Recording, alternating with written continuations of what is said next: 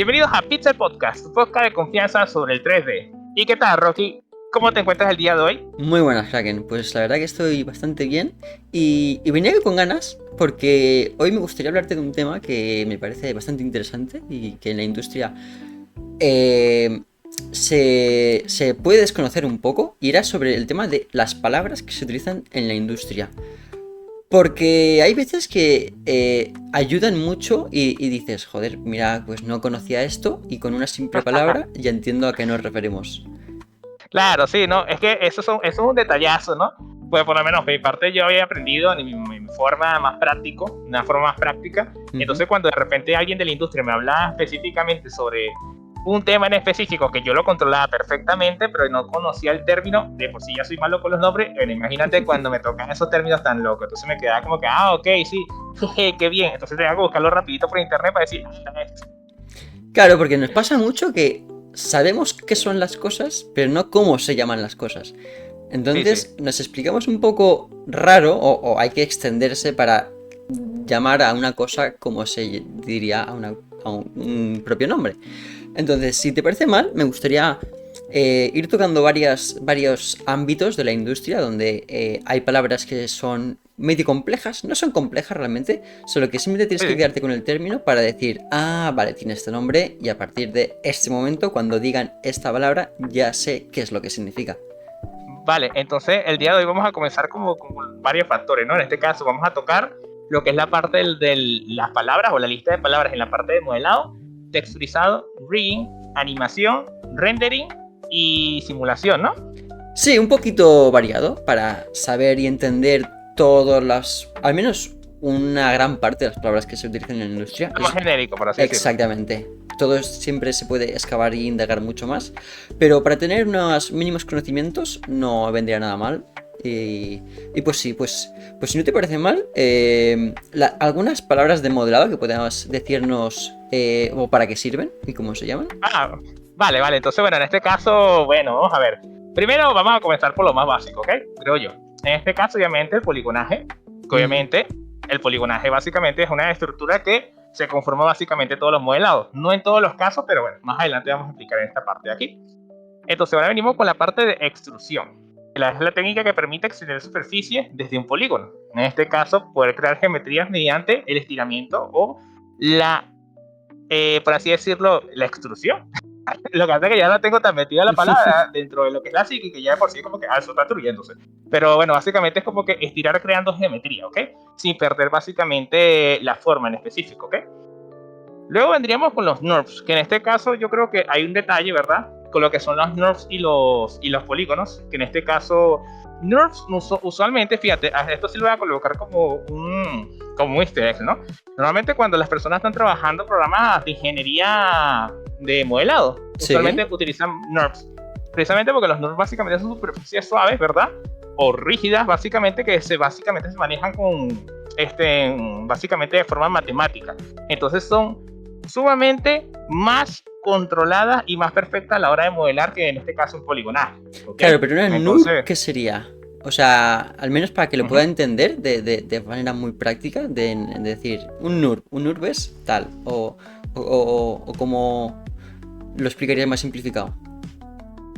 Básicamente es un plano el cual se puede deformar sin necesidad de crear geometría y básicamente es más perfecto a la hora de cálculos matemáticos, a la hora de distorsión, en este caso.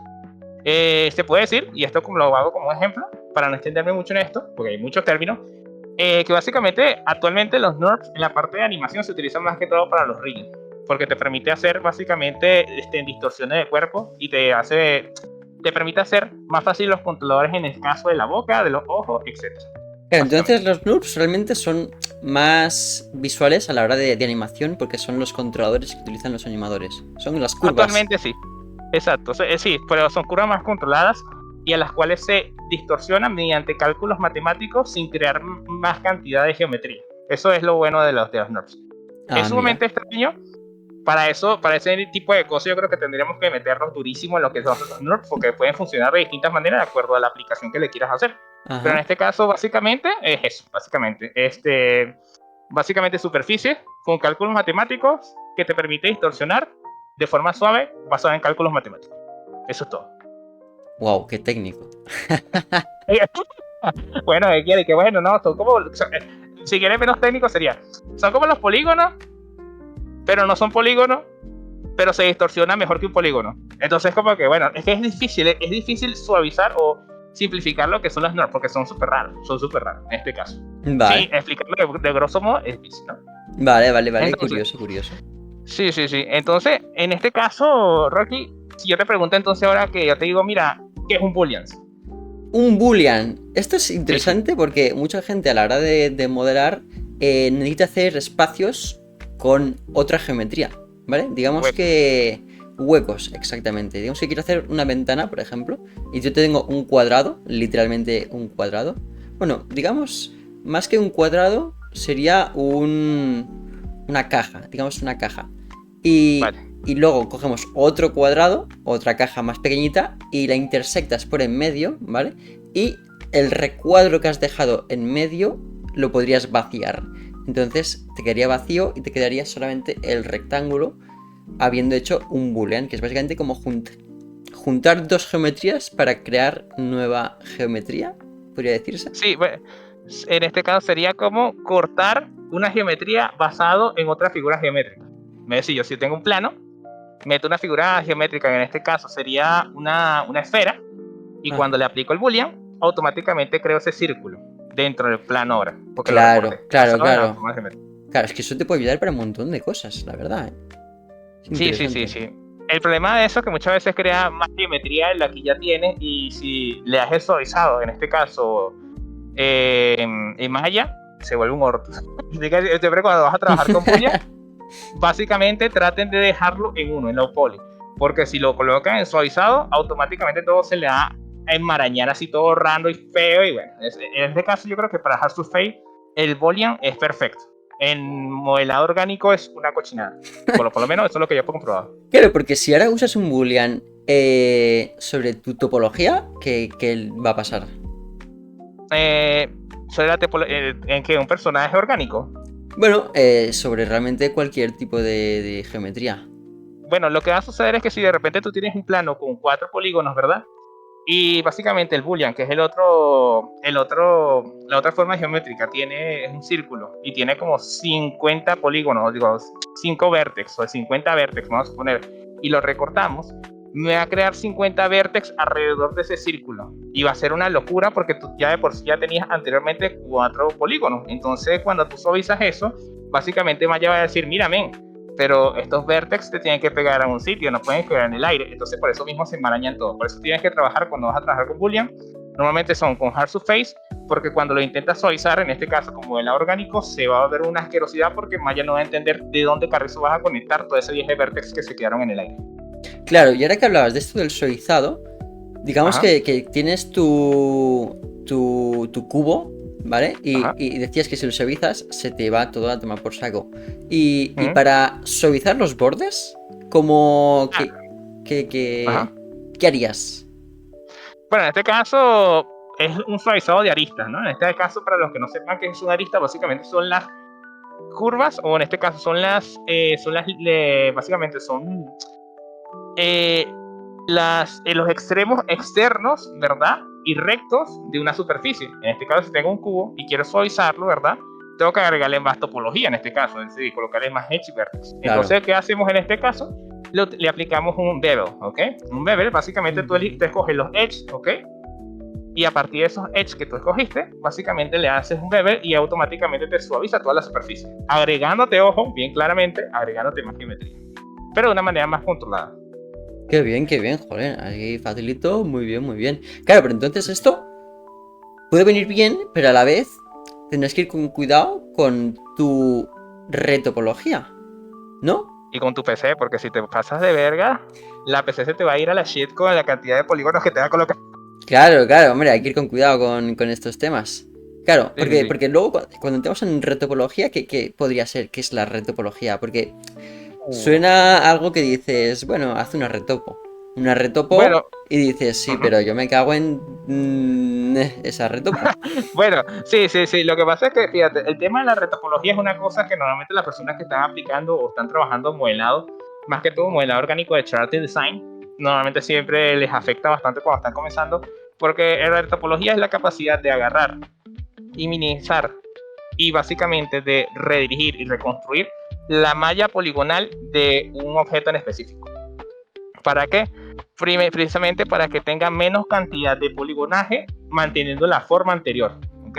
No es lo mismo, por lo menos en este caso, uno de los usos más normales en la parte de la retopología y que es muy importante es básicamente en la parte de la cara de los personajes, porque si tú tienes una mala retopología a la hora de poder hacer un gesto facial, una gesticulación facial, básicamente todos los polígonos se van a torcer de una manera cuadrada. Eso lo que te ayuda básicamente es hacer la retopología con la alineación y la reestructuración, minimizando la cantidad de polígonos y a su vez también ordenando cómo se debería de formar todo en general dentro de un cuerpo o una forma en específico.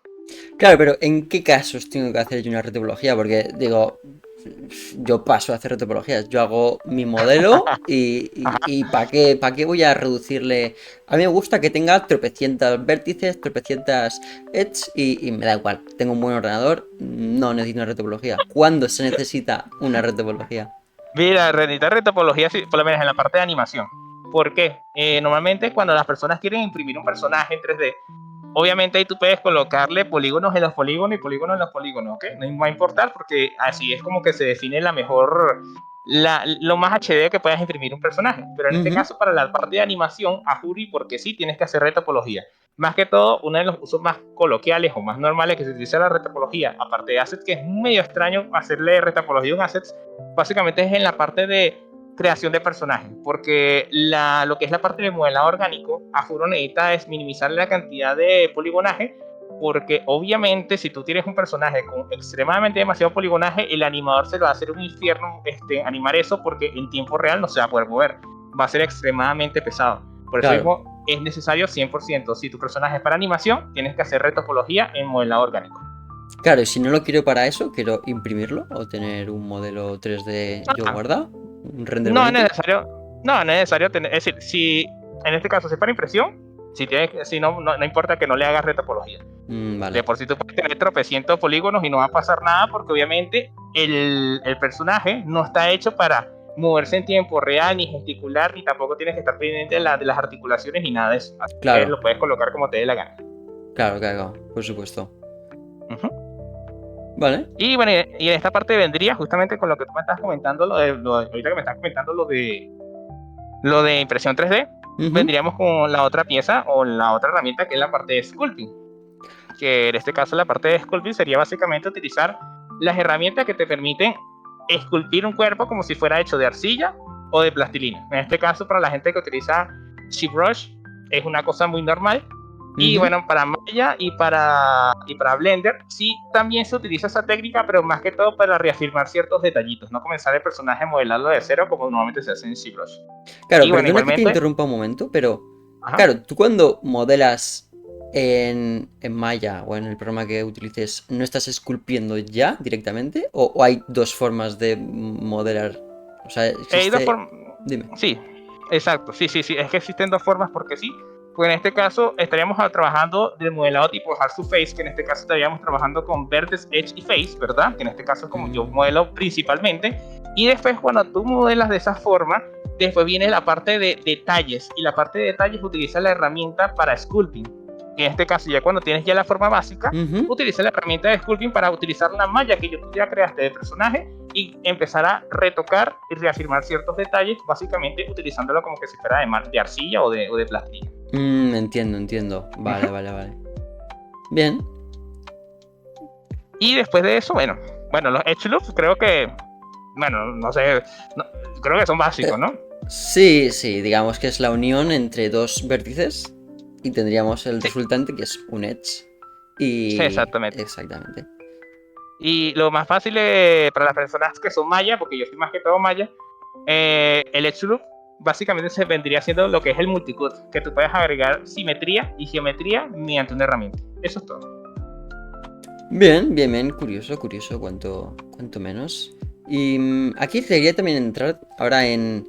Hemos hablado mucho de modelado, pero a la hora de texturizar, ¿vale? Porque hemos hablado de muchos detalles y cosas que se hacen en el departamento de modelado, pero en texturizado, que es realmente pintar, ¿tiene un gran impacto a la hora de... O sea, tú pintas y ya está? ¿O hay muchas más capas que dices, mira, no conocía esto, que es muy interesante y te da mucha eficiencia a la hora de hacer renders o proyectos?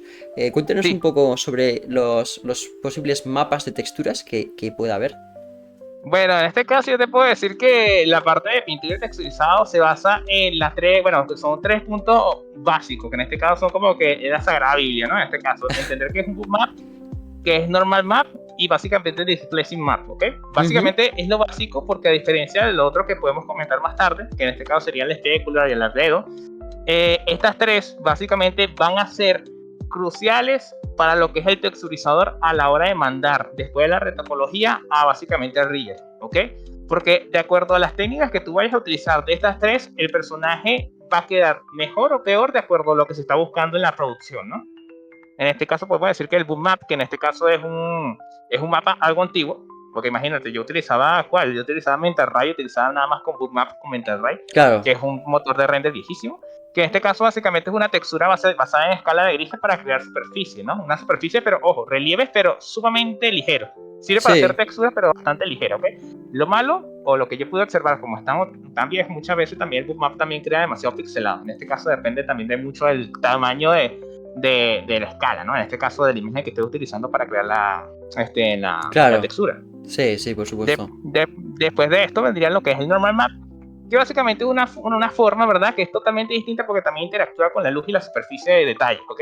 Ujú. Eh, lo bueno, a partir o diferencia del boom map, ¿verdad? Este funciona con 3 canales distintos y puedes crear básicamente texturas con más relieve y en más HD, es decir, con más definición también, ¿ok? Es decir, es mejor, es más adaptativa, o mejor dicho, más actualizada que en este caso el boom map, ¿ok? Claro, o Pero sea, también puede llegar a ser más pesada la render.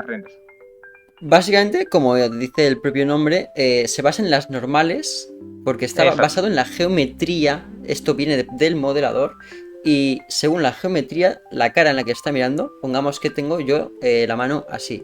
Entonces tengo aquí unas caras que están mirando hacia arriba, pero estas caras de aquí están mirando hacia este lado. Entonces, según esto, se crea el mapa de normales que te falsea, no te lo falsea, pero digamos que para la iluminación te dice, oye, esta cara está mirando hacia aquí y esta otra cara está mirando hacia aquí. A la hora de exacto. iluminarlo, para crear texturas y tonalidades más realistas. Exacto, y eso también es otra cosa, ¿no? Que también hablar de la parte del poligonaje que existe también la cara de los normales, ¿no? En este caso, normalmente cuando uno está trabajando en Maya, normalmente ve una cara que se coloca totalmente color negro. Entonces, Ah, básicamente esa es eso me ha la pasado un cara montón opuesta. de veces. Exacto. Y eso hay que tener muy en cuenta eso, que cuando uno aplica la textura tienes que aplicarlo en la mapa de los normales. Y la mapa de los normales básicamente es el mapa gris en Lambert que tú puedes ver de toda la vida. Si está en color negro, a lo mejor sí lo va a aplicar, pero va a tener algunos detallitos, ¿no? Sí, Entonces, sí. mucho ojo con eso. ¿Okay? So- Y de último vendría que una de las que son más importantes, que sería el displacement map, ¿okay? En este caso. Este exactamente. básicamente es una textura que modifica absolutamente todo, ¿ok? En este caso recuerden que yo siempre explico las cosas de manera muy práctica y básicamente Rocky es el que filtra las cosas y lo dice de manera más técnica para que puedan entender. Porque a veces yo me vuelvo un orto explicando las cosas, que básicamente la textura realmente es lo que hace que modifica todo, hasta la parte del poligonaje, ¿ok? También tienen que entender que a diferencia de estas tres texturas, ¿verdad? Normalmente el boom map y el normal map solamente vas a ver la calidad de la textura o la modificación que tú estás haciendo en todo en general en el render. Mientras que en este caso el displacement map, ¿verdad? Puede aplicarse de las dos formas, también en el visualizador de por sí, Correcto. eh, En en el el visualizador viewport. de Maya o de Blender, en el viewport de Maya o Blender, o básicamente en el render. Pero obviamente normalmente se aplica en el render como tal, pero después en la parte de versión en el viewport, ahí tú decides cómo quieres hacerlo, eso es un orto, hay que darle muchas vueltas, bueno, a cada quien con lo suyo. Exactamente. Y justo lo que decías, que el displacement está basado en la geometría que tiene tu geometría. Es decir, si tú tienes Vamos a poner un ejemplo. Tienes un suelo, ¿vale? Sí, Y, sí. y vamos a hacer un ejemplo muy claro, ¿vale? Que si tú tienes la cámara desde arriba y utilizas el boom map y el normal map, está bien porque no se va a notar mucho la diferencia a la hora de hacer estos texturas. Ahora bien, si tú la cámara que tienes aquí arriba la pones muy horizontal, entonces que Ahí sí se nota. notas el plano, eh, como son mapas, son texturas que están pegadas encima de tu suelo, se va a notar que, aunque esté dibujado y tú veas la forma de ladrillos, me lo invento, realmente no va a tener esos pequeños renglones de espacio que tienen los ladrillos que conocemos a día de hoy, sino que se nota que es muy falso, mientras que el Boom Map utiliza, como decía Kraken, escala de grises para crear esa altura, ese falseo de la altura que se puede aplicar sobre la propia geometría o no. Hay muchas formas de utilizar estos materiales, porque por ejemplo puedes tener tu geometría con muy poca resolución, pero poner un ajuste, es como pequeños ajustes que tiene Maya, para que cuando lo renderices, como que esa geometría se haga un subdivide, sí. Pero bueno, es todo bastante más artificial. Y algo importante recalcar de estos tres materiales, y también uno que hablaremos más adelante, unos pocos que hablaremos más adelante, que es que son mapas que son por escala de colores y de grises. Entonces estos se utilizan normalmente en RAW, en color RAW, no exacto. En sRGB. Y sRGB, con el Alpha is Luminance activado. Esto es porque el Alpha is Luminance lo que hace es que cuanto más iluminado está, más efectúa ese color. Y blanco sería 1 y negro sería 0. Y aquí te dice la escala de cuánto tiene que efectuar ese mapa. Exacto. Todas esas tres, el Boom Map, el Normal Map y el Displacing Map, recuerden siempre setearlo en RAW, porque siempre cuando ustedes lo vayan a meter dentro de Maya o Blender, va a estar en ese RGB, que ese RGB básicamente es para leer básicamente el base color, que justamente es lo que vamos a ver ahorita. Pero tengan muy atento a eso, porque si ustedes colocan alguna de esas texturas, Boom Map, Normal Map y Displacing Map, básicamente en cualquier otra cosa que no sea RAW, no le va a funcionar. Por cierto, nota, para la gente que quiera hacer furros, miren, tienen que estudiar Boom Map, Normal Map y Displacing Map, porque ustedes pueden hacer una cantidad de pelajes de esas furras, ¿verdad? Increíble, ¿ok? Entonces... Y bueno, y también para cabello, ¿ok? También para cabello también puede funcionar bastante, porque ustedes pueden tener un poligonaje plano y después ustedes aplicando el Displacing Map, en este caso, o básicamente también el Boom Map o Normal Map, básicamente le pueden hacer unas rayitas y después cuando se renderizan parece como si tuviera hilitos de cabello, ¿ok? Así que mucho ojo pues. Muy bien, muy bien. Y ahora que hablábamos también primero antes del tema del RAW, también recalcar que tenemos un mapa, bueno, dos mapas más, que serían el Metalness y el Specular. Roughness. Y el Roughness, ¿no? También, que estos materiales, bueno, primero vamos a explicar un poquito qué hacen. El Specular lo que hace es capturar los reflejos sobre tu modelo, ¿vale? Es decir, cuán reflectivo es tu modelo. Sería entre el Specular y el Roughness, realmente son iguales. Y el Specular también lo que hace es básicamente modificar también el color que quieres que refleje también el de la luz, ¿ok? Claro. En este caso, si te colocamos un Specular rosado, a lo mejor va a hacer una refracción de la luz medio rosadita, no totalmente. Exactamente. Entonces, bueno, tiene dos nombres, el Specular y el Roughness, ambas funcionan bien. Digas, si ves una, entiendas que es la otra, aquí la otra, entiendas que es la una. Esto también pasa con otro material nuevo, bueno, no es nuevo, otro material que es el Color Base, el Base Color, que tiene otro nombre, que es el albedo. Y diréis, ¿y qué es qué es el Color Base? ¿O qué es el albedo? El albedo, fíjate, dime. Mira, es que fíjate, ahorita vas a seguir tu explicación, pero para que tú veas la pelotude, decir, ¿por qué no le colocaron Base Color y ya? Porque básicamente es Base Color, ve, el albedo. No, es solamente, porque por lo menos yo me acuerdo la primera vez que escuché albedo, yo decía, miércoles, ¿qué técnica es esa, man? Y resulta que era el Base Color de toda la vida. Entonces es como que pelotudo. Bueno, ahí sigue tú. No, pasa mucho que es que conoces el mapa de texturas, pero como tienen nombres que dices, ¿qué leches es un albedo? O tienes un Roughness, pero es un Specular y realmente son el mismo. O tienes un Metallic y un Metalness, que son lo mismo, pero cambian un poco y ya dices, hostia, me has cambiado 3 letras, cuidado. Exacto. ¿Sabes? Pero que entendáis conceptos de que aunque haya varios nombres para algunos mapas, realmente acaban siendo más de lo mismo. Y luego queríamos comentar unos pocos más, ¿vale? Que es, por ejemplo, el Ambient Occlusion, ¿vale? Que habréis visto mucho. Tú también a lo mejor lo has visto, Kraken, que es un mapa que cuando lo pones te convierte toda la geometría en blanco y negro. Y decir, simplemente te marca los impactos de luz, que normalmente suelen ser en las esquinas. Exacto, luces y sombras, básicamente. Es básicamente lo que hace es suavizar básicamente las luces y sombras en la parte de la geometría. Eso es todo, lo que es el ambient occlusion. Exactamente. Es decir, a grosso modo es eso. Es decir, no se vayan por las Justo. ramas. No, es eso. Es eso. Y nuevamente este mapa se añade con un multiply. No se hace cualquier otra movida, ni yo qué sé. Normalmente cuando queréis meter este mapa en algún render vuestro, que lo ponéis sumado en algún... Usáis una guía estándar y decís dónde leches va el ambient occlusion. No hay un panel como tal para el ambient occlusion, sino lo que tienes que hacer es coger tu color base y coges tu ambient occlusion y metes un nodo de multiply o de add, de añadir, y luego los juntas al base color, ¿vale? Entonces es como una fase que hay que hacer antes de poner en el color de la estándar. Bueno, con esta explicación que hizo Rocky, 5 personas ya le explotó el cerebro porque las cosas que están comenzando ya están como que a la miércoles, ¿qué es eso? Y que bueno, yo dije que me están diciendo cosas básicas, pero nos fuimos por las ramas. Aunque te parezca eso es básico, ¿verdad? Claro. En este caso son cositas básicas, pero ver, escuchándote a ti, Rocky, dije miércoles, qué complejo es. A pesar de que lo sé hacer, dije miércoles. Claro.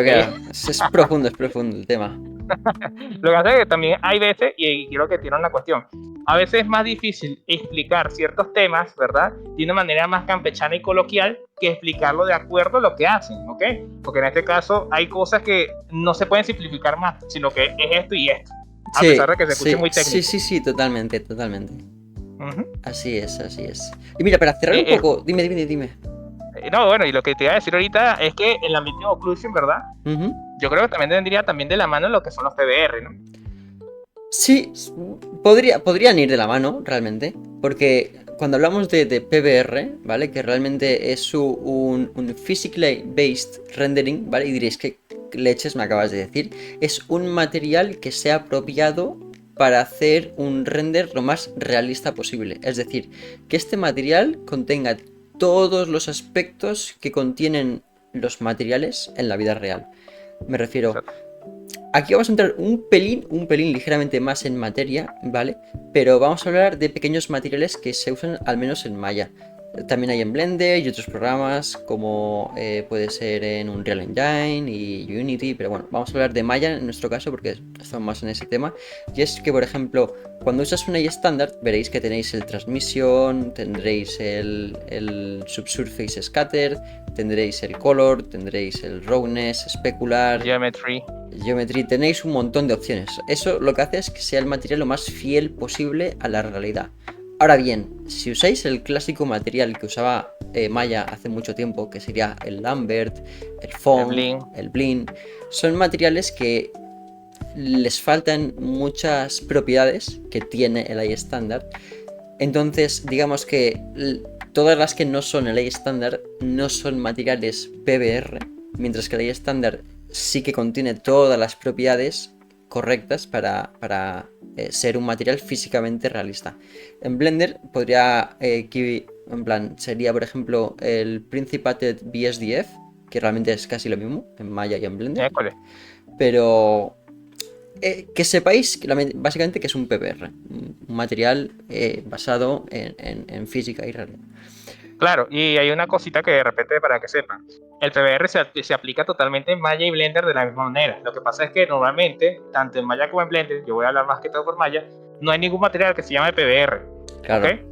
Sino básicamente el PBR sería como la descripción del material que tú vayas a utilizar, que en este caso sería como un material más profesional, que en este caso teníamos el iStandard de Arnold Render, que en este caso te coloca una cantidad de variables y una cantidad de cosas que tú puedes modificar que es exagerada. Normalmente donde te dicen PBR por la cara, que yo creo que es una de las pocas veces que ustedes hayan visto PBR, es en Substance Painter. Porque en Substance Painter cuando tú vas a crear un texturizado nuevo, cuando tú lees a New, te dice PBR Metalness, no sé qué broma, PBR tacatá. Entonces son ese tipo de cosas que uno no sabe qué carrizo es, pero para que ustedes ya sepan más o menos qué es PBR. Básicamente es un material que tiene todas las modificaciones posibles para poder hacer un material tan realista como ustedes lo necesiten hacer, o con las modificaciones que ustedes requieran para el personaje o la estructura que ustedes quieran modelar, o bueno, pintar y texturizar. ¿Ok? Eso básicamente. Exactamente. Ujú. Y, bueno, quería añadir algo que he mencionado justo antes, que no sé si la gente se habrá quedado un poquito con qué leches es, que hablaba del Subsurface Scatter, que este es una textura, ¿vale? Que utiliza tonos muy peculiares, porque se utiliza para las partes normalmente en orgánico, ¿vale? Aunque sí que es verdad que se puede usar en otro tipo de materiales, pero normalmente en Claro, orgánico, para claro. crear lo que sería... Transparencia, transparencia. Transparencia Sí, orgánica, te puedo decir. exactamente. Por De ejemplo, manera, de grosso dime algún modo, ejemplo para que entenderlo muy bien. una oreja. ¿Una oreja? Ujú. Exactamente. Pues sí, si os fijáis, cuando os ponéis de cerca de alguien y le veis la oreja y le está dando el sol, notaréis que es más rojo, porque son zonas donde entra más sangre y es más visual lo que hay. Y sí, o por ejemplo, en la propia mano, cuando ponéis una Los dedos. luz pegada a los dedos, pongamos que tengo una luz pegando desde aquí, veréis que se vuelven rojizos los dedos por los bordes. Ah, bueno, yo creo que puedo hacer un ejemplo aquí. Aquí tengo celular, ¿me? ¿Ah, A ver, sí? déjame Venga, vamos colocarlo. a Sí, hacer sí, sí. una prueba en directo. A ver A qué ver, tal. a ver. Ajá, a ver. Ok, esto es lo que está explicando básicamente Rocky, mira.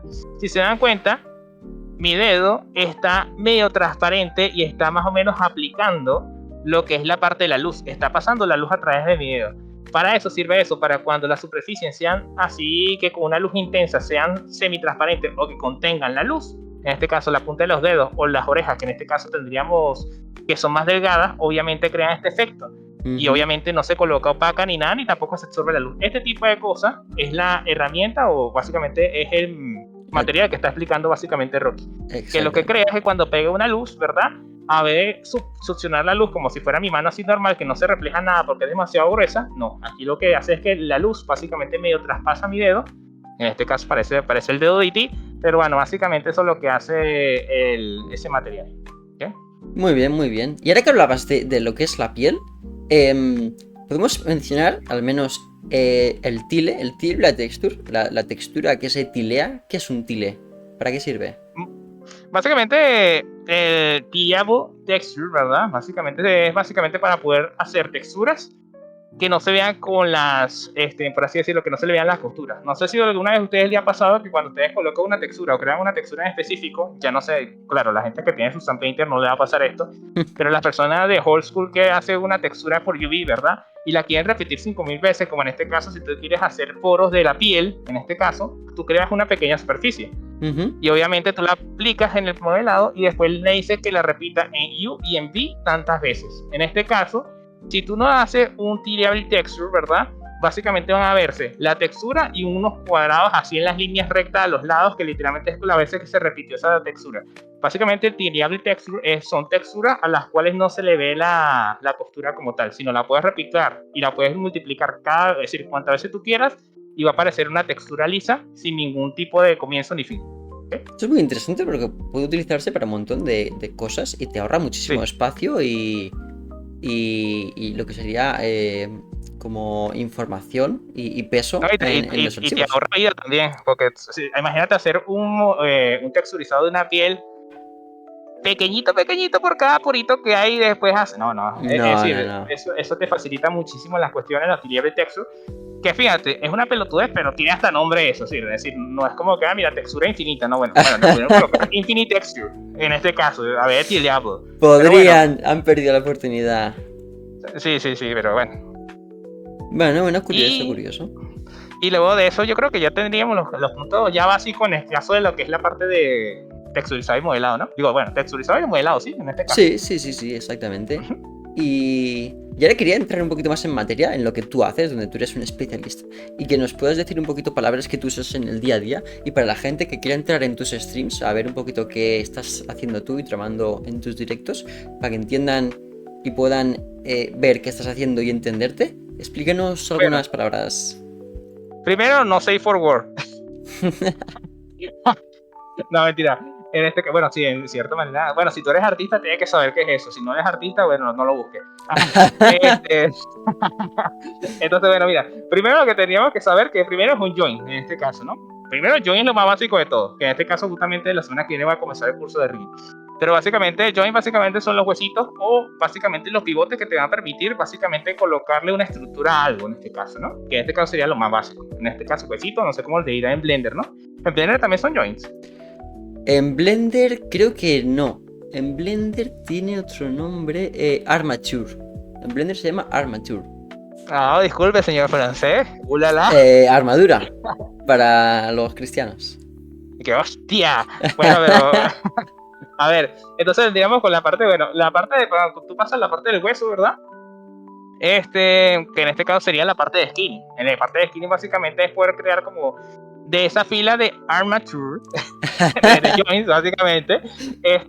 Básicamente tú puedes crear esqueleto. En esta parte del skinning es eso, básicamente crear la cadena de huesos necesaria para poder mover un personaje en específico. En este caso no voy a decir un antropomórfico como un humano, pues tú puedes agarrar un caballo o cualquier cosa que haya por ahí y la puedes colocar arriba. Pero en este caso sería el skinning, ¿ok? Colocarle huesos a algo, ¿ok? Ya sea tanto orgánico como inorgánico. Es lo mismo. Tú esquineas eso, ¿ok? Skin. Y ahorita viene la parte que mayormente odia la gente, que es la parte de weight painting, o esta parte en la parte de Maya sería pin skin weight. Es decir, pintar los huesos, pintar el pesado de los huesos. Que es la parte más horrible que hay, porque después que tú agarras eso, tienes que agarrar y unir los joints o los armature. Es que no sabía que se llamaba así, no sabía que se llamaba así. Ahora me da risa. A ver, los huesos, ¿verdad? Directamente al poligonaje. Entonces, en este caso, ya pueden interaccionar uno con otro, pero obviamente el programa no es adivino y va a decir, ajá, a esta parte de poligonaje que tú le colocaste eso, ¿a qué carrizo me pego, men? Entonces tú tienes que pegar con blancos y negros. Para blancos es más interacción con ese hueso y negro sin interacción. También funciona con escala de grises o remarcado con una escala de básicamente de fortaleza, en este caso de otras escalas como azul, blanco, rojo, amarillo, etcétera, etcétera. Pero básicamente es pegar los huesos al poligonaje que tú hiciste anteriormente con el skin, ¿ok? Básicamente es eso. Vale. Eso da dolor de cabeza, así que los entiendo los que están comenzando. Y bueno, y en la parte de lo que vendríamos siendo como que lo más básico de la física, si quieres lo puedes explicar tú o lo puedo explicar yo, si en este caso A ver, tú como animador. no sé qué ibas a comentar tú. Lo que yo sí quería preguntarte es algo que utilizamos nosotros y es nuestro santo grial. En un rig donde no exista esto, nos cagamos en el que lo ha hecho. Sería el tema del IK y el FK. ¿Qué es esto? Eso justamente te iba a decir. Eso justamente te iba a decir que en este caso los IK y FK, ¿verdad? Tú como animador, más como yo, tú odias más esta parte, más que yo. Yo como rigger, yo puedo decir, voy a colocarle un IK y se pudren. Y me lavo las manos y yo no sé nada, pero tú como animador te vas a cagar en mí, ¿sabes? Entonces, hombre, por supuesto. Entonces, dime tú, con todo el odio y la experiencia del mundo, dime qué es un IK y FK. Mira, pues te lo explicaré muy fácil y sencillo y además lo podrás ver de forma muy visual, ¿vale? Un FK, ¿vale? Que sería un Forward Kinematics, es decir, que va la energía desde el centro hacia los bordes, digamos. Sería cuando tú tienes el cuerpo, ¿vale? Y tienes este brazo aquí, vamos a hacer que tengo aquí mi brazo, y tengo aquí tres controles, digamos que tengo el control del hombro, el control del codo y el control de la mano, ¿vale? Si yo quiero mover la mano, tendría que hacerlo mediante los controles, es decir, cojo por ejemplo el control del codo y lo muevo hacia la izquierda y lo muevo así. Y luego si lo quiero levantar, tengo que coger el codo y moverlo así. Entonces yo siempre, y si quiero levantar la mano, cojo el control del hombro y lo muevo hacia atrás. Entonces sería un poco que viene la energía desde el centro del cuerpo hacia adelante. Mientras que el IK, que sería Inverse Kinematics, es cuando controlas tu personaje de forma inversa. Es decir, en vez de empezar a controlar mi brazo desde el hombro, yo cogería un control que habría aquí justo en la mano y yo la muevo a donde yo quiera. Y existiría un pivote justo en el codo donde yo puedo redireccionar donde yo quiero que se vaya ese control. Y sería una forma muy sencilla. Básicamente el IK, cuando te apoyas en algún lado, coges algún objeto, es lo más útil. Y cuando no estás cogido a nada y no estás haciendo absolutamente nada, pues controlarlo desde el cuerpo para que te siga todos los movimientos. Sí, en pocas palabras, para que la gente sepa, el IK básicamente lo que te facilita es que con un solo control puedes mover toda una articulación sin problemas, ¿ok? Puedes moverla sin problemas. Mientras que el FK, básicamente tienes que mover articulación por articulación, en este caso la muñeca, después el codo y después el hombro, ¿ok? Y tienes que utilizar todos los controles. En este caso, obviamente, en los riggers, en este caso, uno quisiera hacer IK y ya, pero normalmente tiene que hacer FK porque hay momentos que la animación lo requiere, porque tiene sus limitaciones el IK. Totalmente tiene sus limitaciones muchas veces, y por eso mismo hay que darle plenitud al animador para que pueda mover las cosas como le dé la gana, ¿ok? Porque le encanta romper las cosas a los animadores. Entonces, bueno, por eso mismo hay que saber que dentro de lo que es la física básica de los riggers, tenemos IK y FK, que lo puedo tomar como una especie de física, porque el IK es básicamente mover una cosa automáticamente mediante cálculos matemáticos y un pivot. Eso es todo. Claro, y aquí te quería preguntar, claro, siempre usamos huesos y controles para mover este tipo de cosas, pero hay más formas de mover cosas. Por ejemplo, quiero cambiar de expresión. Tengo mi personaje con una expresión y quiero que tenga otra expresión diferente. ¿Hay más opciones aparte de tener que yo mover todos los controles uno a uno? Sí, en este caso, antes de mover, yo creo que antes de hablar de este tipo de cosas, creo que deberíamos hablar primero de los constraints, ¿ok? Porque los constraints son meramente los controles. Porque lo que me estabas comentando son los blend shapes, ¿ok? Ahorita vamos por los blend shapes. Primero vamos con los controles. Sí, adelante. Porque los controles, básicamente, los constraints, básicamente es la unión de una cosa a otra cosa. En este caso existen constraint de padding, orient, extended direction, el aim y entre otros constraints que también están por acá, ¿ok? Eso es lo básico, básicamente, para poder mover esos huesos o esas físicas como el IK y FK de manera más suave, en este caso con los constraints basados en control. Y también con los padding también. Eso va de la mano. Creo que eso es lo más basiquito, por eso no me voy a ahondar ahí, porque yo creo que una persona que aprende a Ricky tiene que saber eso. Claro, o sea, cuando hablamos de constraint es pegar, básicamente, pegar una cosa a otra. De distintas maneras, ya sea de orientación, ya sea de dirección, ya sea de padding, ya sea etcétera. Vale. Básicamente es una definición de padres a hijos.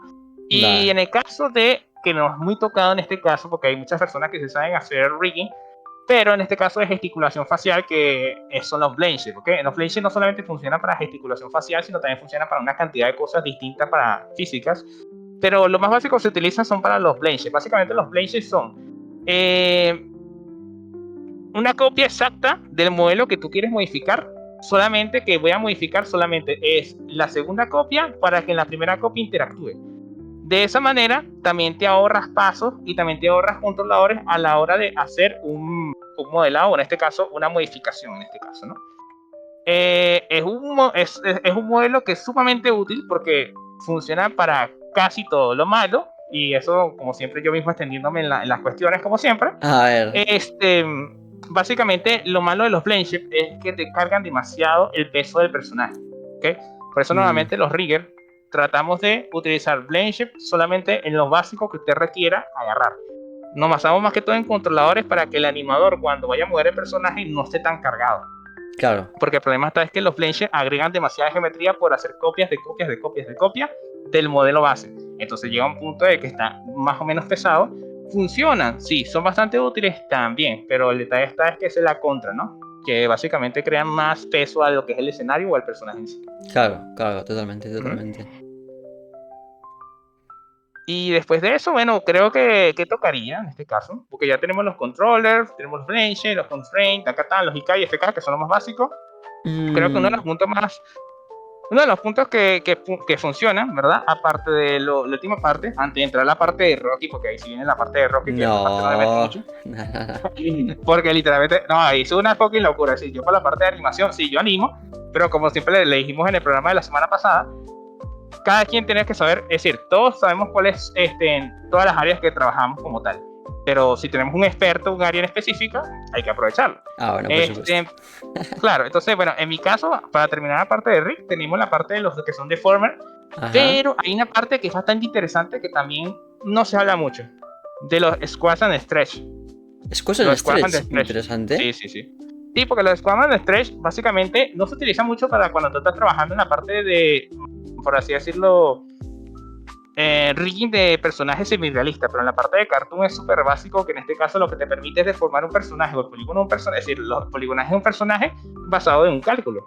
Y por Claro, eso mismo se utiliza en el cartoon más que todo el Squad and Stretch cuando ven un personaje que se aplasta y todo ese tipo de cosas. Básicamente es un controlador que se coloca para poder modificar el entorno de básicamente ese poligonaje para poder crear esa acción. Entonces por eso mismo el Squad and Stretch son una de las partes que también justamente en la parte de animación creo yo que básicamente es fundamental, ¿no? Que se habla mucho también. totalmente, Eh, totalmente. y de último, tendríamos lo deforme, que en este caso sería como los látices, ¿ok? Que básicamente hace lo mismo que el Squad and Stretch, solamente que no aplastan ni jalan, no aplastan ni estiran, que digo, sino básicamente te pueden hacer las deformaciones que requieras en el momento, en este caso. Normalmente hay mucha gente que utiliza ojos tipo cartoon, que en este caso le aplica un látiz, que son deformadores, que son Ujú. deformers, pero como tal, no es que literalmente está modificando la geometría, sino que está compactando el mundo donde está obtenido, en esa caja, está compactando el mundo, y lo que crea es esa deformación, y la mantiene totalmente fidedigna a lo que necesita. Entonces, también es bastante útil de acuerdo a lo que tú requieras, ¿no? Entonces, yo creo que esos son los puntos más fundamentales en la parte de Ring, como tal. Interesante, interesante. De Uh -huh. verdad. Curioso. Había muchos que no conocía, así que me viene muy bien hablar de estos temas porque sí, yo también aprendo un montón. Y además Sí. de un experto como tú. O sea que bienvenido Ay, sea el contenido. uh, ajá. Ah, ya. Ok, perfecto. Entonces, digamos, entonces ahora sí la parte que es muy compleja, ¿no? Es decir, por mi parte es una de las partes más complejas que hay porque hay que setear muchas cosas, ¿ok? Que es la parte de lo que es animación. Porque la animación no es fácil tampoco. Sí, como tocamos la semana pasada, ninguna de las áreas son fáciles, de acuerdo a lo que te guste a Exactamente. ti. Que en este caso, por mi parte, yo soy medio psicópata y me gusta el Ricky, como la gente que le gusta el Ricky. Pero la gente que le gusta animación no está lejos, ¿viste? Yo digo que la gente que le gusta la animación o hacer animation, ¿verdad? Son como el sombrerero loco, men. Es decir, tú te puedes esperar cualquier cosa, pero hacen unas cosas magníficas. Y sobre todo que Totalmente. tienen que tener una paciencia brutal, porque en este caso yo digo que la parte de rigging es más que todo una lógica. Es decir, si te gusta hacer puzzles, ¿verdad? Te va a encantar la parte de rigging, porque es como solución de problemas. En este caso, es como que, es como, Van de la muchas veces mano, yo veo van de la rigging. mano. Sí, porque el rigging yo lo veo como que se fuera como el tipo que está encargado de la limpieza en un sitio. Ujú. Entonces, como que, mira, se ensució y se dañó ese tapicería ahí, arregla, y no como que voy para allá. Entonces uno tiene que arreglar las cosas y que se vean bonitas para que literalmente pasarle al animador, que en este caso el animador es el que tiene que básicamente trabajar basado en eso. Por eso es importantísimo que tú sepas todas las áreas, porque tienes que trabajar y pensar no solamente en tu área, tienes que pensar qué va a pasar con la siguiente área para facilitarles el trabajo. En este caso sería el animador. Totalmente, totalmente. Uh -huh. Y, y es justo lo que dices, totalmente de acuerdo. Y van. Hay que saber un poquito de todo. Pero sí, sí. Pues mira, ahora vamos a entrar un poquito más en lo que es en cuanto a animación, ¿vale? Que son palabras bastante sencillas, ¿vale? No veréis aquí grandes complicaciones. Todo lo complicado venía en el apartado de rigging y en las cosas de Kraken. Vamos a dejarlo. Bueno, no sé si estará por allí o por allí, pero se lo vamos a dejar por ahí o por ahí, a donde esté él. Y vamos a llegar a algo un poquito más simple, más creativo, más de estar en salsita. Y dices, mira, esto deja la No se dejen creatividad. engañar, no se dejen engañar, la animación tampoco es tan simple y tan salsita. Ustedes tienen que hacer una animación con un día para que entiendan lo rudo que es hacer una animación que sea natural, ¿ok? Eso, él lo dice porque ya es profesional, pero literalmente es una hinchadera. Yo creo que es una de las pocas cosas que yo no soy capaz de streamear, porque voy a tener que tener una animación, es decir, yo como no experto en la parte de animación, pero sí animar, les puedo decir lo siguiente. Si ustedes quieren ser animadores, prepárense a ver una escena de 24 frames, o mejor dicho, de un segundo, 50.000 veces por una hora hasta que digan, se ve natural. Y ya está listo. Porque van a tener que resumir, revisar una escena, revisar, hasta que te digan, creo que quedó bien. Exactamente, así somos. Así que, bueno, vamos a entrar un poquito más en materia y vamos a hablar de un poquito las palabritas, que son bastante simples, pero para que las pilléis al vuelo y digáis, mira, ya me quedo con esto y no es tan complicado. Primero Vale. comentar la barra de tiempo, se llama timeline, que es literalmente barra de tiempo, que es simplemente el scroll que pasamos de los frames, ¿vale? Tirar para adelante o tirar para atrás, eso es el timeline. Luego tendríamos la interpolación. Y diréis, ¿qué es interpolación? Interpolación es cuando obtienes un keyframe en el... Primero hablaremos de qué es un keyframe, ¿vale? Un keyframe es básicamente hacer, digamos, una foto instantánea, como que dejas una pose a tu modelo 3D y ya está, y se queda ahí en el tiempo. Y si te vienes tú a un nuevo frame diferente y haces otro keyframe, una nueva pose, pues lo dejas en esa nueva pose. Digamos que tengo en el frame 1 una pose así y en el frame 2, bueno, 2, pongamos en el frame 10 una pose así. Entonces, repito, frame 1 así, frame 10 así. La interpolación vendría del frame del 2 al 9, que el programa automáticamente te haría un cálculo para que durante estos frames del camino te va haciendo automáticamente así, ¿vale? Esto sería una interpolación. Luego tenemos el ciclo, ¿vale? Que diréis un ciclo suena bastante fácil de entender, así que es cuando quieres repetir una acción. Hay formas de repetir acciones, ¿vale? Digamos que un ciclo se usa mucho en cuando haces en caminatas, en que corres, alguien que está agachado, y en este tipo de posiciones. Puedo agregar algo, ¿no? Dime. En este caso la gente no lo toma muy en cuenta. Cuando ustedes vayan a trabajar o vayan a meterse en la parte de animación, por favor, léanse el libro de Survival Kit Animator, ¿ok? Precisamente, totalmente. Y no solamente eso, sino también vean la naturaleza, ¿no?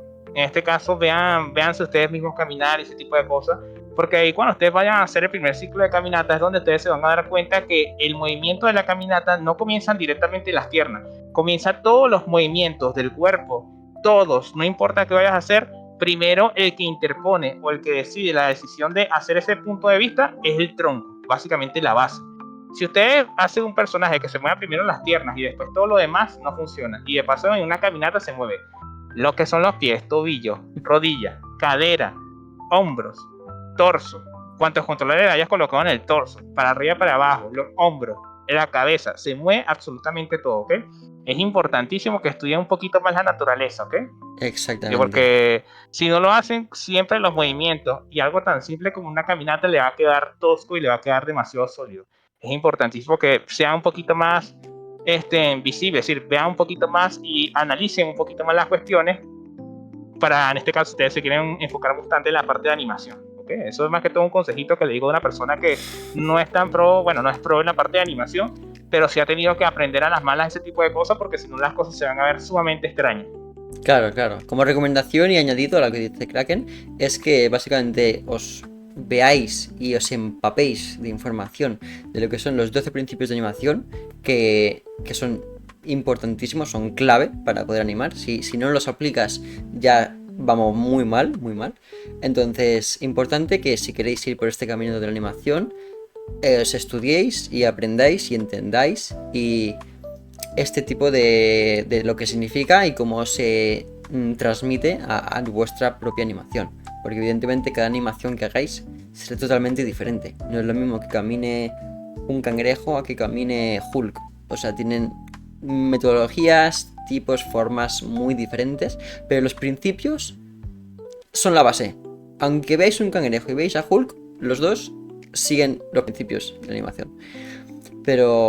Y sobre todo yo unaría eso, Rocky, que acostúmbrense también a grabarse ustedes mismos, ¿ok? Porque el animador muchas veces tiene que grabar a sí mismo para saber qué forma o qué gesto en específico se tiene que hacer referente a algo. Que no es una práctica que 100% que digas, verlo, 100% de las veces tienes que hacerlo porque hay referencias en internet, pero hay movimientos que son sumamente complejos que te dicen, what the fuck, ¿cómo me invento esto, no? Así que bueno, para las personas que no están acostumbradas a grabarse y quieren ser animadores, tienen que acostumbrar a grabarse tranquilo, que eso no lo tienen que exhibir en ningún sitio. Y para las personas que están acostumbradas a mandar nudes, no mentira. No se le va a hacer difícil. Entonces, creo que por ese punto yo creo que van a estar relajados. ¿Ok? Entonces, bueno, continúa, Rocky. Sí. No, es interesante lo que comentas para la gente que a lo mejor le interese este apartado. Pero bueno, lo que hablábamos de los ciclos. A veces hay dos tipos de ciclos. A ver, hay varios tipos de ciclos. Tenemos el ciclo clásico, que es que a la que se te acaba el último keyframe empieza desde el primer keyframe. Pero luego existen los ciclos que se suman al anterior. ¿Vale? Digamos que son lineales el movimiento. Cuando haces un ciclo de caminar, normalmente, no sé si habéis visto mucha información sobre esto, pero veréis que los ciclos se hacen sobre quieto. O sea, entonces el personaje está caminando, pero está quieto realmente en el sitio. Pero puedes hacer que cambiando el ciclo, para que siga hacia adelante, el ciclo ya vaya moviéndose hacia adelante y ya no siga en el mismo sitio. ¿Vale? Estos son pequeños formas de ciclos que existen, ¿vale? Pero que lo sepáis, que son interpolaciones de los ciclos. Tenemos, bueno, como decía antes, Kraken el rig. El rig es importantísimo si queréis un modelo para animar en 3D. Ya sean objetos, personas, assets, lo que sea. El rig, que son las curvitas que veréis alrededor de los modelos que han hecho nuestros queridísimos los controles. riggers. Exactamente. Los controles, básicamente. Em, Luego tenemos, es verdad, que el Onion Skin, ¿vale? Y diríais, ¿Onion Skin? ¿De qué me está hablando? Sería como una transparencia para ver lo que estás haciendo en previos pasos, ¿vale? Digamos que es tu animación y cuanto más hacia atrás o hacia adelante vaya tu animación, vas viendo qué tenías animado antes o después con más transparencia. Esto es para ver más el recorrido, que tengas unos buenos arcos alrededor del personaje y verlo más visual, porque a veces dices, lo tengo, pero no lo veo bien en mi cabeza, entonces te hace como pequeñas opacidades de tu modelo para entenderlo mejor. Y luego aquí tener una variante a la hora de la animación, que sería el motion capture, que esto es una variable mucho más práctica y que ahorra muchísimo, muchísimo tiempo, Eso que pero normalmente se le llama CGI también, ¿no? bueno, no del Se todo. aplica en el CGI, se aplica en el CGI como tal. Se puede aplicar, efectivamente. Entonces, Ok. el motion capture, no sé si lo habéis visto alguna vez, pero es cuando los personajes en las películas, y no en las películas, en todo tipo de casos, llevan unos trajes negros con puntitos. Exacto. Son grabados mediante unas cámaras, que estas cámaras capturan el movimiento de la propia persona en información de programa 3D, donde guardan la información del esqueleto.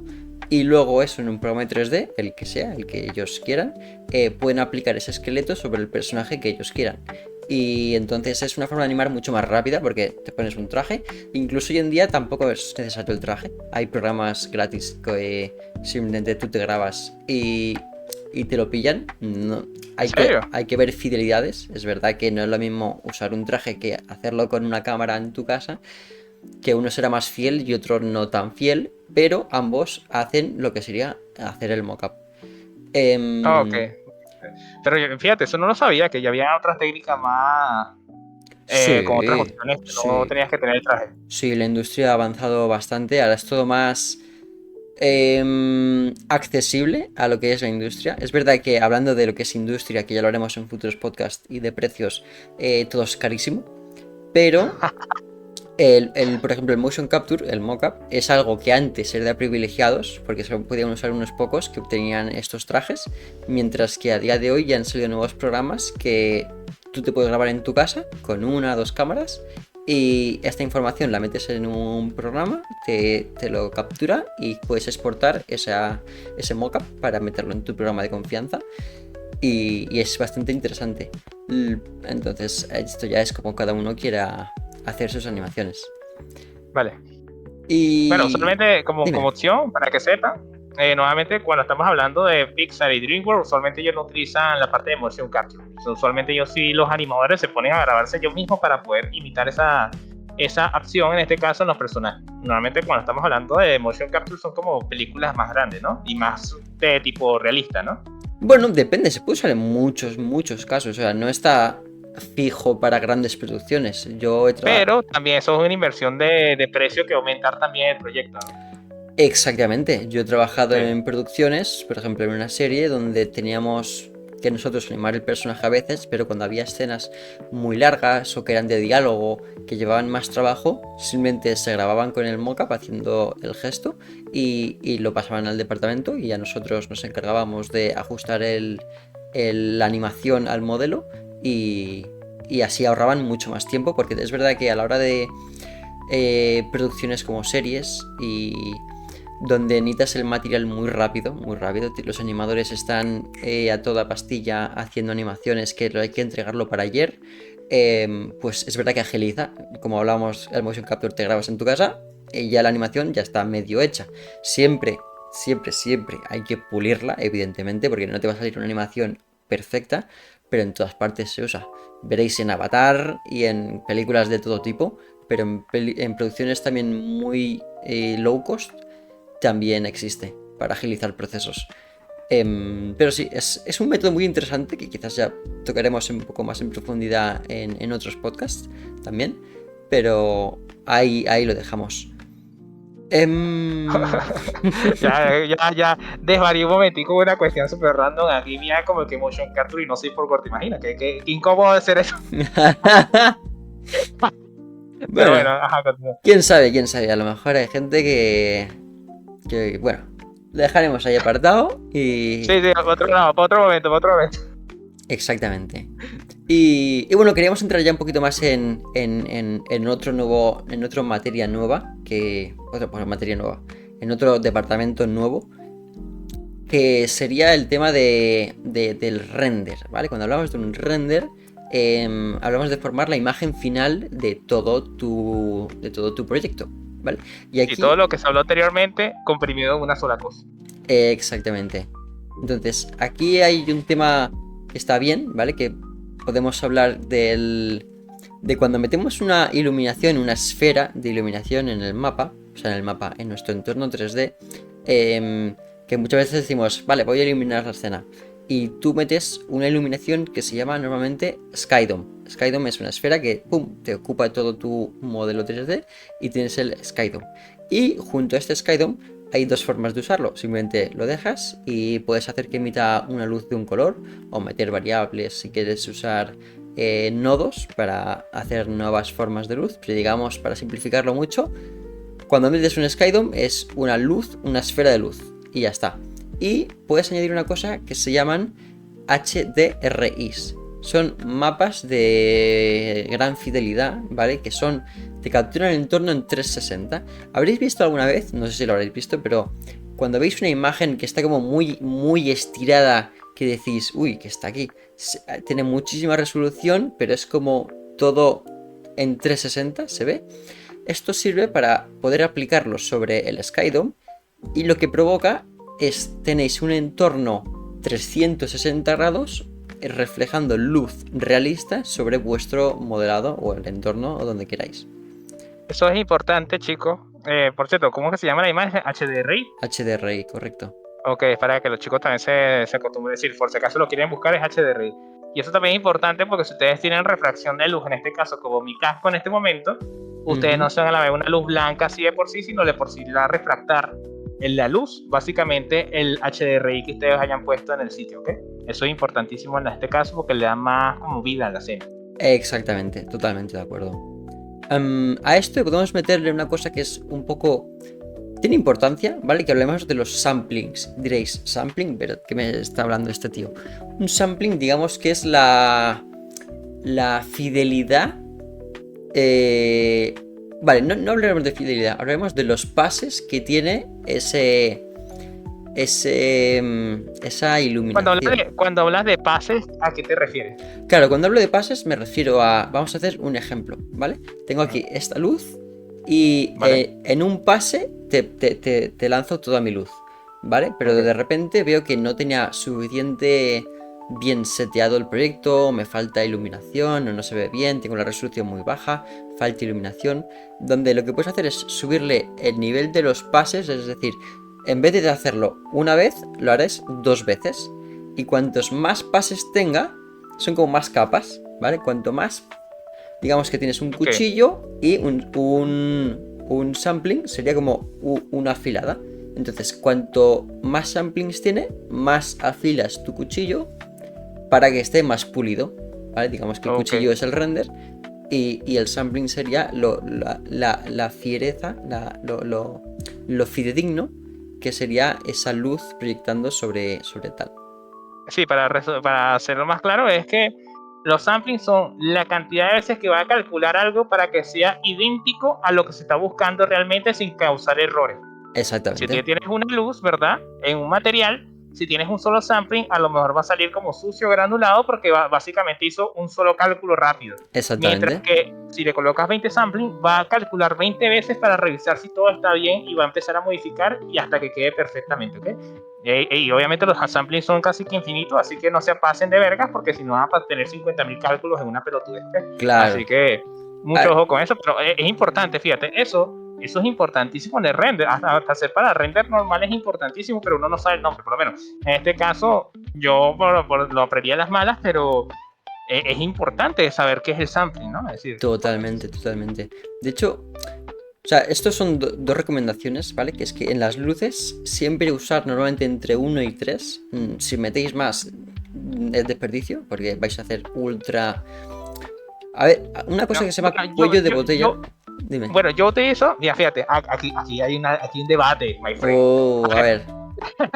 A ver, mira, lo que hace es que, mira, yo sí utilizo 3, pero más que todo para acentuar la luz. Pero para veces, y en este caso ya son manías para la gente que quiere ser más titirimiki con las cuestiones, si tú quieres realzar por lo menos el cuerpo de una persona, en este caso un cuerpo femenino, así que me sea medio romantizón, puedes colocar una cuarta luz suavecita roja para poder colocar ciertos relieves de color rojo para aumentarles y para combatir un poquito la cantidad de blancura que tienen las 3 luces que colocaste para que son las luces principales. Y entonces básicamente utilizas una cuarta y una quinta. No coloquen luces para iluminar realmente una base más de 4. Ahí sí yo te digo. Ahí, para un entorno, para poder iluminarlo, más de 3 no. Más de 3 no. Pero si es para acentuar ciertos detalles, para hacerlo un poquito más bonito, para hacer unos detalles sutiles de otros colores, sí, ahí sí. Claro, pero yo no hablo de las luces que tienes que ponerle a tu modelo. Hablo de los samplings que tienes que ponerle a cada luz. Porque tú piensas, vamos a hacer un pequeño ejemplo, ¿vale? Hablábamos de los pases, ¿vale? Existe tanto para las luces como para el propio render, ¿vale? Que son ajustes que, bueno, estos son de entrar en mucho más cosas muy técnicas, ¿vale? Pero cuando haces un render, puedes elegir los samples que tiene tu render, ¿vale? Normalmente cuando subes uno te multiplica todos los que tiene debajo. Conoceréis el de Maya por defecto, que es el cámara AA, ¿vale? Donde luego tienes ¿cómo era? El base color, tienes luego ¿cómo era? No, bueno, no me acuerdo muy bien, pero hay viajes. Bueno, tienes las opciones, ¿vale? Dejámoslo allí. Entonces, lo que pasa con los samples es que imaginemos que tienes una luz que tiene un sampling, o le pones 3, perfecto, 1 con 3. Ahora bien, de repente no tienes 3 luces y en la escena tienes 15 luces. Y de estas 15 luces, todas tienen 3 samples. Te estás yendo a un cálculo que dices, bueno, ¿a dónde nos estamos yendo? ¿Sabes? Es decir, va a tardar media hora ese render. Claro, hay que ver que se vea bien, pero tampoco te pases a enchufarle un montón, ¿sabes? Entonces... Sí, y hay una cosa que es importante también en los renders. Recuerda que cuando uno está renderizando, no solamente está renderizando las luces, también está renderizando cada polígono. Si tu personaje tiene demasiado poligonaje, cada polígono es un cálculo matemático que tiene que hacer el render. Y sin mencionar que también tiene que calcular, aparte de los samplings de las luces, tiene que calcular el material, básicamente la emisión de luz, la reflectividad y el roughness, que en este caso lo rugoso que es el material. Ya tenemos cuatro cálculos cuanto mínimo sin meter las luces en un solo polígono. ¿Okay? Imagínate, ustedes tienen 15, tienen como más de 5 luces con 3 sampling cada uno. Mira, eso va a ser una locura de cálculos matemáticos horrible. Totalmente. Por eso uno tiene que tener mucho cuidado con eso. Totalmente. Y es que es justo eso, hay que irlo con calma, hay que saber, como decíamos en el podcast anterior, saber medir cuánto es lo correcto para tener la máxima velocidad posible de un render, pero que te quede muy bonito el render, ¿sabes? Claro. Pero bueno, eso es la eficiencia que tenemos. También añadiría el tema del depth of field, ¿vale? Que es el desenfoque de campo, que diréis, ¿desenfoque de campo? ¿De qué campo me está hablando? Esto hablamos de cuando utilizamos una cámara, ¿vale? Y tú desenfocas manualmente con la cámara, o lo veréis con el móvil, que podéis darle un clic, pincháis en un sitio y os va a enfocar a lo que sea, y de repente enfocáis en otra cosa y la cámara enfoca más lejos. Básicamente esto es el desenfoque de campo, el depth of field, que es simplemente, pues, como dice el propio nombre, enfocar a donde quieres enfocar. Y que sepáis el nombre. Luego también tenemos... Bueno, eso no mucho. Este sí fue claro, por lo menos. El desenfoque de campo. Ya. Claro, desenfoque de campo. Ya. Claro. Y porque luego aquí tenemos otro concepto más, ¿vale? Que hablábamos justo ahora de luces. Las volumétricas, ¿vale? ¿Cómo puedes decir que es una volumétrica? Alguien te dice volumétrica. Si dices, ¿qué es una volumétrica? ¿Qué sería una volumétrica? La luz volumétrica básicamente sería como que la capacidad que tiene la cámara, o mejor dicho, desenfoque, básicamente, de crear como una especie de resplandor, ¿no? Según tengo entendido. Eso es la luz volumétrica, ¿no? Bueno, realmente sería el... Lo habréis vivido, seguramente, que es que habréis visto a veces polvo volando por el aire y el sol que está atravesando hacia el suelo y veis como un rayo de luz atravesando por algún lado y que hay como motitas volando. Eso realmente son las volumétricas, Fíjate, que lo ves. eso es una cosa interesante, fíjate, eso me refería, pero no sabía cómo explicarlo. Ahí donde yo te digo, ahí esa no es mi especialidad, sé cómo funciona, sé qué es, pero tú me dices, explícale, te voy a decir, bueno, las cositas, ¿no? Pero la cuestión es esta, mire, fíjense, cuando uno está trabajando en una parte de render, fíjate, uno tiene que ser muy analítico con la realidad, ¿ok? Cuando tú de repente entiendes ese tipo de cosas, normalmente los primeros renders, los errores que yo cometí, es que yo decía, pero si yo coloco una luz con demasiada fuerza, porque no se ve el entorno, la aurora. La aurora es alrededor de la luz, ¿no? Como la opacidad, ¿no? De este caso. Y es porque si tú ves en la realidad, si eso funcionara así en la realidad, cuando bajara el sol en la calle, literalmente se vieran los rayos del sol y no se ven. Y es precisamente porque ese tipo de oclusión, por así decirlo, lo causa cuando la luz está rebotando sobre partículas que están suspendidas en el aire. Totalmente. Y ese tipo de cosas son los que crean ese efecto como que resplandor, como que wow, como que si hubiera una luz así del cielo. Ese tipo de cosas tienen que tener muy en cuenta cuando en este caso ustedes quieren colocar ese tipo de efectos directamente a una escena. Ustedes tienen que revisar y ser muy analíticos en la realidad de cómo funciona la luz en la vida real para saber cómo pueden aplicarlo directamente en el 3D. ¿Okay? Entonces, muchas veces lo que es el arte, fíjense, muchas veces el arte imita la realidad y es una verdad absoluta, porque básicamente todo lo que tiene que ver en el render tienes que saber cómo se analiza en la vida real para saber cómo lo puedes aplicar directamente en el escenario de render como tal. Y esa es una de ellas. Totalmente. Mira, ahora que me comentabas este tema, ¿vale? Quiero añadir un nuevo subapartado, hay una palabra que serían los pases de render. Y que esto, a lo mejor mucha gente no le da importancia, pero realmente es bastante importante, porque cuando hablamos de pases de render, diréis, bueno, como hablábamos, haces un render y el render es juntar la imagen entera. Entonces, ¿qué es un pase de render?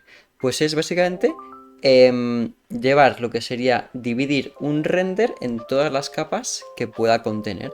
Entonces, digamos que tenemos una capa de albedo, ¿vale? Que es lo que habíamos comentado antes, a ver si hacéis un poquito de memoria y recordáis lo que era. Tendríamos una capa de emisiones, en este caso podrían entrar las volumétricas. Tendríamos una nueva capa de, por ejemplo, ¿cómo decirlo? De reflexión de luz también puede ser. De reflexión, capa de transmisión, ¿vale? Capas que son transparentes. Otra capa de, por ejemplo, Las sombras también puede ser una capa también aparte. Las sombras, exactamente. Entonces realmente las capas sirven para todo. Hay muchas formas de hacer capas. Es como descomponer un render y básicamente renderizar solamente por zonas en específicas y después unirlas, ¿no? Exactamente. Así puedes optimizar mucho más la hora del render. Me lo invento. Si un render te tarda 12 horas y hacer cada capa individualmente tardas 1 hora y tienes 4 capas, tardarás al final haciendo las 4 capas, tardarás 4 horas y no 11 horas. Que luego tú en un programa ya de composición juntarías todas las capas de nuevo, y los beneficios de esto es que puedes ir tocando cada capa individualmente para hacer pequeños ajustes a como más te convenga a ti. Entonces esto sería básicamente lo que son los pases de render, que también se llaman AOVs, ¿vale? Esto... Por cierto, dime. Para los que se asustaron cuando dijo 11 horas, las personas que se quieren meter en el render y son nuevas, acostúmbrense a hablar de horas de tiempo de render, ¿ok? Porque fácilmente ustedes pueden pasar hasta una semana renderizando una animación de 24 de 10 segundos, por así decirlo, de acuerdo a la calidad que ustedes le vayan a hacer. Es una locura, pero sí son cosas que tienen que saber. Totalmente. Porque por ese tipo de cosas es que es justamente en la clase anterior, en el podcast anterior, ¿verdad? Hablamos directamente de lo que son los render farm, que yo creo que también debería estar de la mano acá, porque también es bastante importante lo que es la parte de render. Y básicamente gracias a los render farm, básicamente si nosotros hiciéramos una película normal de animación, de las que utilizan así Pixar, DreamWorks, lo que sea, si la renderizamos en una sola computadora, muy probablemente tardará ¿cuánto? ¿50 años? O más. 100 años O renderizar. más, o más.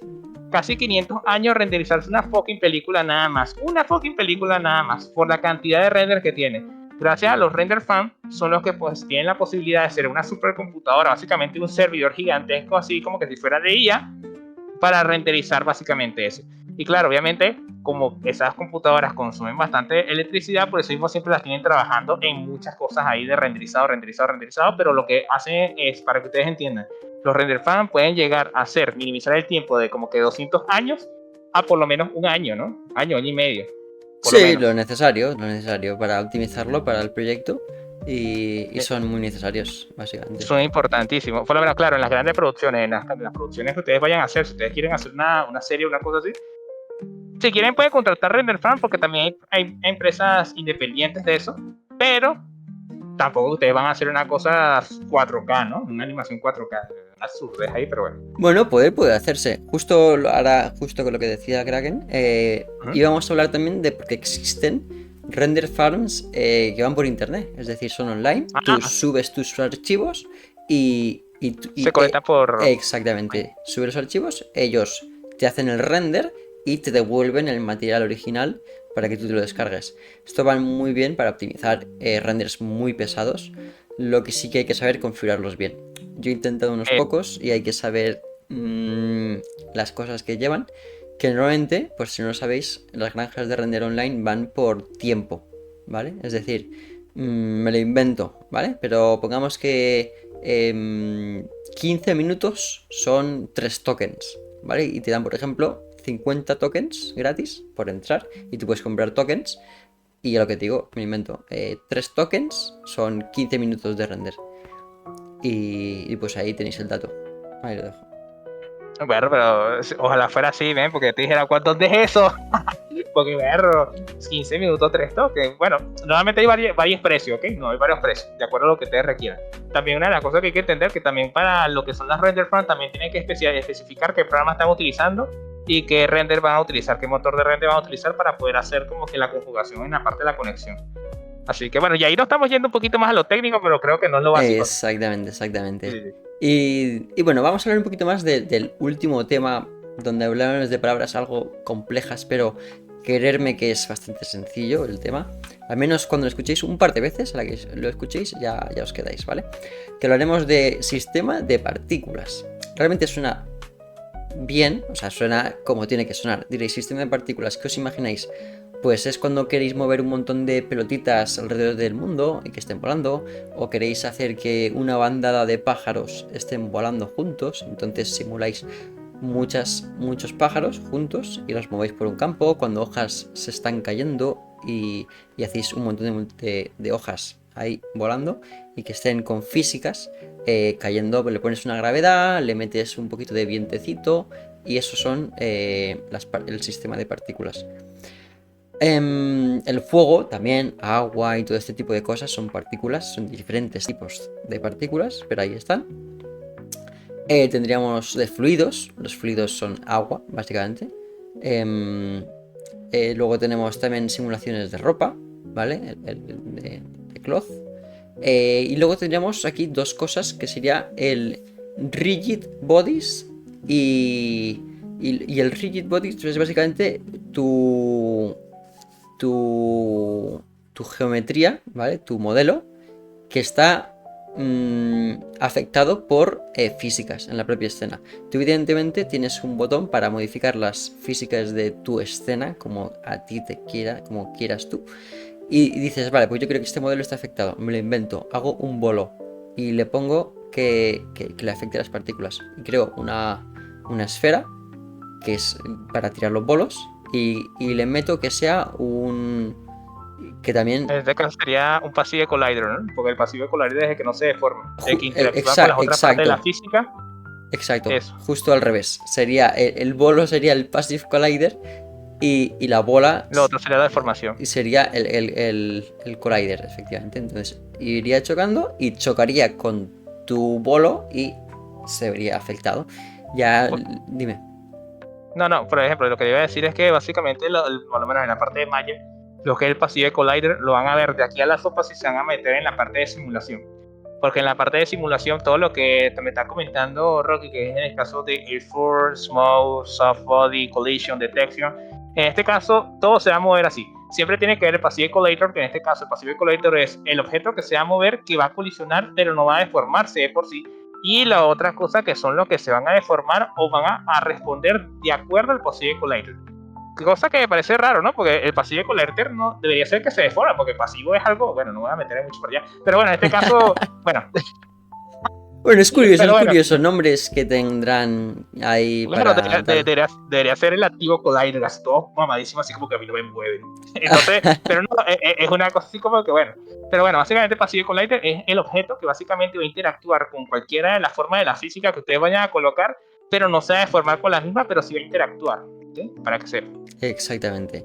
Luego aquí podemos entrar en últimos términos que sean simulaciones de humo, como Smoke Simulation, tenemos de pelo, simulaciones bueno, sí, lo que sería, sí, el pelito, el fur o el hair, ¿vale? Serían básicamente simulaciones Hasta también. de piel. Hasta de piel. Exactamente. Porque Y ya está. ustedes pueden tener, qué sé yo, a ver, Passive Collider en la escena. Bueno, por lo menos ustedes pueden decir que, por lo menos en este caso, lo que es Passive Collider, hay varias formas de hacerlo, ¿no? Pero en este caso, grosso modo, si usted de repente tiene un cuadrado y ese cuadrado tiene un hoyito ahí, ¿verdad? Ok, este es el de la física, el cuadradito con el hoyito. Ustedes tienen un círculo aquí, ¿verdad? Que es el Passive Collider. Si yo quiero que pase esto sobre el hoyito del otro, ¿verdad? Básicamente este no va a colisionar, es decir, este no se va a deformar, pero este sí va a ser el deformado, pero este va a ser el que va a interactuar. Entonces cuando se mete el hoyito, se va a deformar todo el hoyito y va a entrar dentro del cubo. A grosso modo, el que entendió, entendió. ¿Era así o era al revés? Es que ahora no me acuerdo, ¿eh? No, porque el Passive Collider es el que básicamente es el que no se deforma. Vale. Entonces por eso mismo, la esfera, el redondito, Vale, en este caso, sí, toda la razón, es el Passive. Exactamente. Pues sí, efectivamente. Pero bueno, la verdad que hemos hecho un podcast muy extenso con un montón de contenido. La verdad que tengo ya la mente que me va a explotar de todo lo que hemos comentado el día de hoy. La verdad que ha sido brutal. Pero bueno, me ha servido, bueno, a todos nos habrá servido para aprender muchos términos nuevos y palabras que no conocíamos o usos curiosos que tenían estas palabras, que aplicaciones a lo que se puede utilizar. Así que, bueno, ¿qué te parece si dejamos por aquí? No, es que más hablar más, ¿sí? Si no le damos una masterclass, ¿sabes? No. Hasta aquí me parece perfecto ya. Muy bien. Pues ¿quieres comentar algo antes de acabar? Bueno, miren, chicos, traten de aprenderse bien estas cuestiones, ¿no? Estos nombres. Porque créeme, cuando de repente, por mucho que ustedes sepan sobre algo en específico o trabajen o manejen muy bien a la práctica algo, cuando viene una persona profesional que ya está metida en la industria y le empieza a hablar de tecnicismo como nombres como estos, ustedes se van a quedar en blanco. Así que es totalmente importante que empiecen ya a relacionar las cosas, a pesar de que ustedes ya sepan cómo funcionan las cosas, básicamente ya hablar con este tecnicismo, ¿ok? Porque de lo contrario, créeme que hay una realidad. Cuando tú eres un experto en algo y estás hablando a alguien cómo se hace algo, ¿verdad? El tecnicismo lo es todo. Claro. El tecnicismo es la parte política que tú dices, yo no solamente sé aplicarlo, sino sé cómo se llaman estas fucking shit. Y ahí es cuando tú empiezas a hablar y se te nota básicamente lo experimentado y lo experto que tú eres así todas las cosas. Entonces es importante el tecnicismo, ¿ok? El tecnicismo es sumamente importante para los profesionales. Así que bueno, ya saben, como siempre.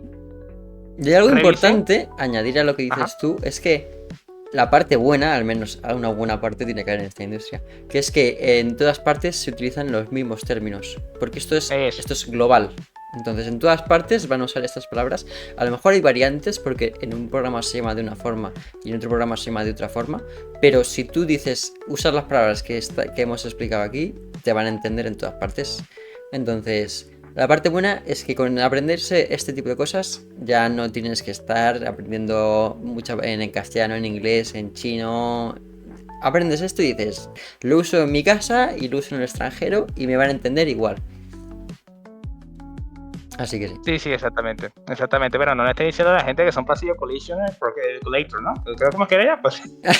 Pero en fin, no le estoy diciendo ese tipo de cosas a la gente. Aplíquenla nada más la parte de aquí. y perfecto, ¿no? Entonces, bueno, creo que con aquí podemos ya cerrar, Rocky. Muy bien, muy Así bien. que yo creo que ya nos veríamos entonces ya en el podcast de la semana que viene. Como siempre decimos, cualquier otra cuestión nos pueden dar, pueden comentarnos aquí en los comentarios, aquí en la caja de comentarios. Recuerden darle un like y recuerden también suscribirse y compartir el vídeo, ¿ok? Bueno, el vídeo y el podcast como tal. Totalmente, totalmente. Y si lo compartís y comentáis, tenéis que saber que tendréis una semana de buena suerte hasta el siguiente podcast. O sea que si no comentáis, esta semana os quedáis sin la suerte. Así que comentar ahora, porque si no, vais a perder esta oportunidad. Y es ahora o nunca. Es decir, ya no vale luego abrirlo. O sea, ahora. Exacto, dale. Entonces, bueno, chicos, ya habiendo dicho eso, entonces nos veríamos entonces la semana que viene en Exactamente. Pixel Podcast.